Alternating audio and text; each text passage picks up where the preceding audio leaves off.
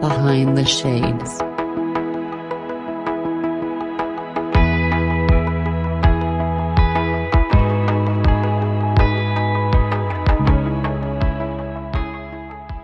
Summertime, no matter where you are, is fun. It's hot. You can wear the clothes you want. The clothes are usually very flattering to your body type. But then when it starts to get a little bit colder, you begin to realize, okay, you're indoors more. You have more time to think. You have more time to wonder and maybe say, hey, I'm not where I am in my life. So to your point, you're reflective on the past, but that should be used in a way to create where you want to go in the future. But sometimes some people look at it, they're like, Momma FoxFire, I'm just not where I am. Life sucks. I'm still single. I don't have the type of friends I want. I still can't travel. It's so expensive. Yeah. All right. I haven't left my city in 2 years. What am I going to do? How would you help those people who are maybe going through those types of thoughts? I mean, I get it. Those kinds of thoughts can be really hard and really challenging to handle. And I would first of all encourage people to get a therapist. Like I am not a therapist, and I make that very clear. But if you're also looking to just kind of vent, be like, shit, this is not what I want for my life. You know, one of the things that I like to do is put things out there to the community and say, here's how I'm feeling. What would you say if this was a friend? If this was a friend saying this to you, what would you say to them? And because I talk to myself and I'm like, I am single. Like I've dated this year. I've dated men, I've dated women. It's much more fun to date women, but boy, do they want to move super fast. And I have realized every time it's gotten to a point where I was ready to not be in a relationship anymore, I'm like, am I happier with this person, or am I happier by myself? And the answer so far has been I'm happier by myself, and I'm okay with that. So you you kind of have to look at it and say, all right, oh, I'm still single.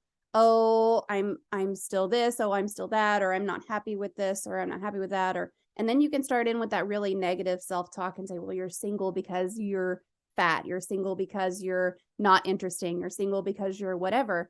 But if you were to say that, if I were to call up my friend and say, I'm single because I'm fat, right? She would say, shut the fuck up. You're single because you're happier. And that's fine. It's okay to be that way. You're single because you weren't willing to stay in a relationship that wasn't serving you. And that's okay. And, you got to talk to yourself like you're a friend instead of like you're yourself. Does that make sense? Because I can talk to myself in the most shitty way possible. But if my friend calls me and says those same exact things, I'm going to tell her, oh, whoa. Oh, I did this with my grandma actually just the other day. So my grandma has dementia, and it's been a tough couple of months. I think part of it is the holiday season. Part of it is the season in general, just it being dark all the time. And part of it may be that we lost my grandpa this time of year. I don't know that she recognizes and connects those two, but that could be part of it. Regardless, her dementia has caused her to have some really bad days lately. And there was one day where I was on the phone with her for hours, and I went over there and stayed over there for hours. And then when I went home, she called me like 10 o'clock at night, and she was still having a hard time. I was like, do you want me to come back over there? She was like, no, I don't want you to come over here. I just wanted to be on the phone. I was like, okay, that's fine. We can sit here and we can talk. And she kept saying things like, I'm just so stupid. I can't believe I would mess this up. I can't believe I can't get this stuff straight in my head. And I told her repeatedly, I was like, Grandma, I will come over there and kick your butt if you don't stop. I don't cuss with my grandma. So I will come over there and kick your butt if you don't stop, because no one gets to talk to my grandma that way, not even my grandma. And that's the kind of thing that I would encourage someone who was to come to me with concerns like that. I'd say, look, what are you doing self-talk internally?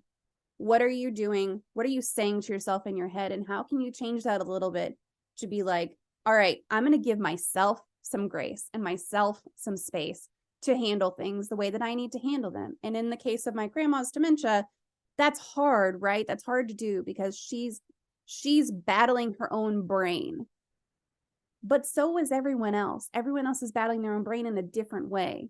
And so you have to say, am I speaking to myself in the right way? Or would Momma FoxFire come through this phone and kick my ass because I'm talking to myself in a way that she's not going to allow? And it's hard. It's hard to change that kind of negative self-talk and to adjust your mindset a little bit to say, I am going to give myself that grace and that space to be kinder to myself. And to give, life is not a series of perfect events. There's the series of unfortunate events, the books and everything. And I think it's a show and a movie probably. And my kids love those, but every time they bring up the book title, series of unfortunate events, I'm like, so life? Because a lot of the time, life is not going from happy thing to happy thing. It's defined by these big events, happy or sad or angry or upsetting or whatever, traumatic. You've got these big events in your life that are a whole range of, this is a good one, this is a bad one. And it's the pieces in between and how you let yourself get from event to event that really is your life. And so how are you moving through your space until you get to the next big thing that you're going to look back on and be like, I handled that well, or I handled that poorly, or I could have handled that better. I'm going to learn from it for next time. And how are you recovering from those things in your life? And maybe that's getting from holiday to holiday. Maybe that's getting from Halloween to Thanksgiving to Christmas to New Year's. Maybe those are the markers in your life that you're trying to get through. And it's okay to say, I've got to recover. I'm not going to do shit between Christmas and New Year's because I got to recover. And that's okay. It's okay to just exist for a little while and to chill and to maybe do a little bit of wallowing, but don't only wallow. You know what I mean? There was a time in my life where I was going through a difficult relationship, and it brought me back to when you said was this relationship's not serving me anymore. I realized a few months in that I was losing myself in the sense that I was unhappy. And I would try to talk to this person and just tell them, I don't need you to make me happy, nor do I want you to make me happy. I just want you to not make me unhappy. Right? If there's one job that I want to tell everyone when it comes to your interpersonal skills and your relationships is don't make the person you care for unhappy. Yeah. Right? Like when you're around them, they should at least be as happy as they were or more happy. But if you're the source of their unhappiness, that's a painful position to be in, because when that person looks at you, when you're around, you're like a drain on their energy. Let me tell you, once I was free from it, it was like, oh. Yeah. Right? It was fantastic. It was like immediate. And I know you shared some of the difficulties that you went through in your marriage and your relationship previously. And it all comes back to that, like you said, right? Like, what conversations are you having internally? Right? Are you staying because you're comfortable? Are you enduring because you think out there is scarier? Let me tell you, dating these days, oh Lord, and I'm glad you said that women rush everything, because I'm going to snip that part and send it out to every single man out there and say, look, she said this, okay? And she has experience because she dated men and women. But that's another story for another day. I will say though, like, women are much more fun to date. But yeah, they do want to move really fast.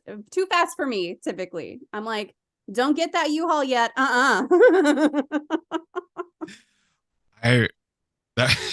There's a girl, she moved in her stuff. I was like, whose toothbrush is this? No. Without talking to you first? Oh no. Yeah, it was so strange because I go by it now. So my toothbrush are like a greenish, like I love the color green and blue. So there's a green and blue. So it's obvious if it's not there, right?